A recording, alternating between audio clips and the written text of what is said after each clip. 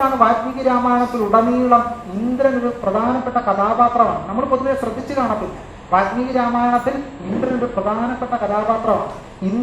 ഇന്ദ്രന്റെ സാരഥിയായ മാതലിയുടെ നിർദ്ദേശപ്രകാരമാണ് രാമൻ രാവണനെ വധിക്കുന്നത്. രാവണ യുദ്ധം കൊടുമ്പിരി കൊള്ളുമ്പോൾ വാൽമീകി രാവണനെ പറ്റി പറയുന്നത് രാവണന് 100 തലയുണ്ടെന്ന്. അങ്ങനെ 100 അസ്ത്രങ്ങൾ ചെയ്തിട്ടും രാവണൻ വധിക്കുന്നില്ല. അങ്ങനെ ഇന്ദ്രന്റെ സാരഥിയായ മാതലി പറഞ്ഞിട്ടാണ് ബ്രഹ്മാസ്ത്രം ചെയ്ത് രാവണനെ വധിക്കുന്നത്. അപ്പോഴും മണ്ഡോദരി കരഞ്ഞുകൊണ്ട് പറയുന്നുണ്ട്, മണ്ഡോദരി വിലാപം.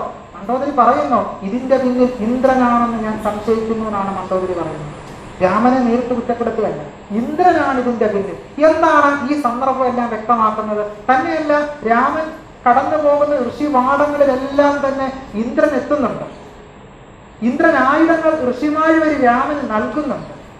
എന്താണ് ഇതിന്റെ അർത്ഥം? ഇന്ദ്രൻ ആര്യ നേതാവാണ്. ഋഗ്വേദം പരിശോധിച്ചാൽ അറിയാം, ഇന്ദ്രൻ ആര്യ നേതാവാണ്.